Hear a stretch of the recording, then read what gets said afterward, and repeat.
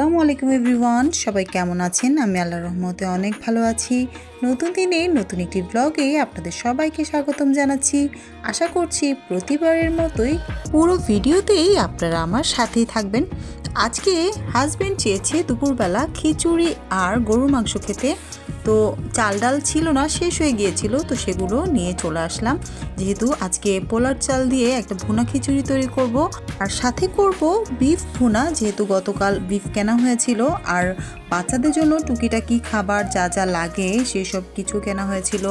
বাসার জন্য টুকিটাকি যা কিছু লাগে বাসার নিচের যে মুদি দোকানটা ছিল ওখান থেকেই কেনাকাটা করে সব নিয়ে চলে আসলাম। এরপর বাসায় এসে তাড়াতাড়ি করে রান্নার প্রিপারেশন নিয়ে নিলাম। আজকে বিফটা আমি মশলা মাখিয়ে একসাথে বসিয়ে দিচ্ছি, যেহেতু সময় খুব কম ছিল। তো এই মশলাটাকে মেখে আমি বিফটাকে কিছুক্ষণ ম্যারিনেট করে রেখেছি, সাথে আলুগুলো কেটে একপাশে রেখে দিয়েছি। তো ম্যারিনেট করা বিফটা দিয়ে আমি কষানো শুরু করেছি। তো মাংসটা একটু কষিয়ে নেওয়ার পর আমি আলুগুলো দিয়ে দিয়েছি। আমরা একটু বিফের মধ্যে আলু খেতে পছন্দ করি, তবে আমি খুব বেশি খাবো না, যেহেতু আমি ডায়েটে আছি। আমার হাজব্যান্ড যেহেতু খেতে চেয়েছে, তাই ওর জন্য একটু স্পেশাল করে আজকে রান্না করার ট্রাই করলাম। আজকে যেহেতু সময় খুব কম ছিল, তাই হুড়োহুড়ি করে রান্নাগুলো কমপ্লিট করে নিচ্ছি। চাল ডাল একসাথে নিয়ে এগুলোকে রেডি করে নিচ্ছি, যেন খুব দ্রুত আমি খিচুড়িটা রান্না করতে পারি। তো আমি এখানে চাল আর মসুর ডালটা একসাথে নিয়ে নিয়েছি, আর মুগ ডালটা যেহেতু ভাজতে হবে সেটা আলাদা করে আমি একটু ভেজে নিচ্ছি।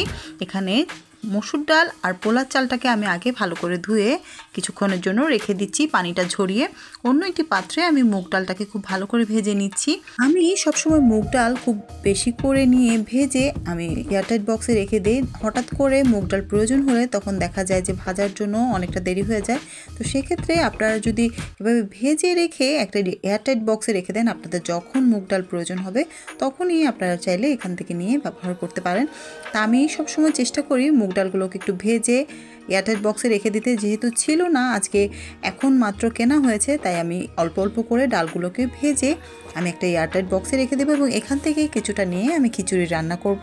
সবসময় আমি ঠান্ডা মাথায় কাজ করার চেষ্টা করি, কিন্তু দেখা যায় যে বেশিরভাগ সময় অনেকগুলো কাজ একসাথে হয়ে গেলে তখন আমার এলোমেলো হয়ে যায়। যেমন এই মুগ ডালটা ভাজতে গিয়ে আমি একটু পোড়া লাগিয়ে ফেলেছিলাম। যাই হোক, কোনো সমস্যা হবে না, এটা আমি খিচুড়িতে দিয়ে দিব।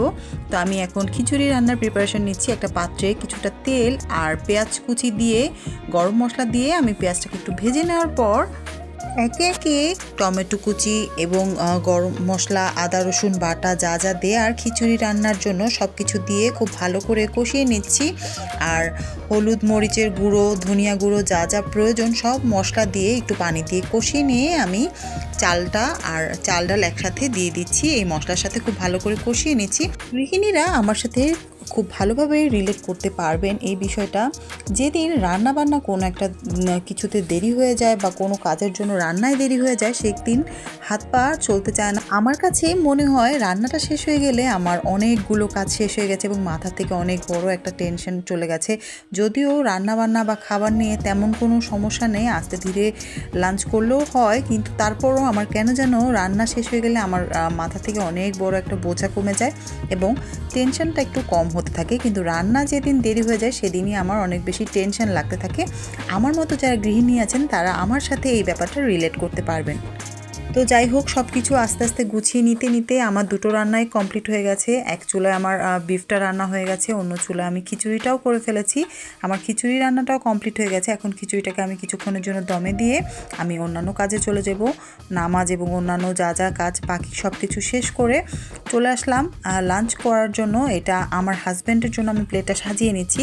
যেহেতু আমি ডায়েটে আছি, তো আমি খুব অল্প পরিমাণে এবং খুবই কম পরিমাণে খাবো, আর আমি ভাজা পোড়া খাবারগুলো অ্যাভয়েড করছি কিছুদিনের জন্য, যেহেতু আমি এখন ডায়েটে আছি। তো এটা আমার হাজব্যান্ডের জন্য একটু সাজিয়ে গুছিয়ে পরিবেশন করলাম, যাতে ওর মনটা একটু ভালো হয় এবং দেখে অনেক বেশি খুশি হয়। এত সুন্দর করে সাজিয়ে গুছিয়ে দিলাম, তো আমার হাজব্যান্ড অনেক বেশি খুশি হয়েছে আমার এই খাবারের সার্ভ করা দেখে। আপনাদের কাছে কেমন লাগলো আশা করছি জানাবেন। তো আজকে লাঞ্চটা খুব সুন্দরভাবে কমপ্লিট হয়েছে এবং সবগুলো খাবার অনেক বেশি টেস্টি হয়েছে, যেটা আমার হাজব্যান্ড বলেছে। তো ও অনেক বেশি খুশি হয়েছে, মানে আমারও অনেক বেশি খুশি লেগেছে। তাদের সাথে শেয়ার করেছিলাম যে খুব সামনেই আমার একটা স্পেশাল দিন আসছে, তো সেই দিন উপলক্ষে আমি একটু মেহেদি পরেছিলাম। আমি যখন মেহেদি পরছিলাম তো আমার ছোট মেয়ে এসেও বিরক্ত করছিল যে ও পরবে, তাই ওকে একটু দুষ্টুমি করে মেহেদি পরিয়ে দিয়েছিলাম। আজকের ব্লগটি আপনাদের কাছে কেমন লাগলো আশা করছি জানাবেন। সবাই অনেক বেশি ভালো থাকবেন, সুস্থ থাকবেন, আমার জন্য দোয়া করবেন। আল্লাহ হাফেজ।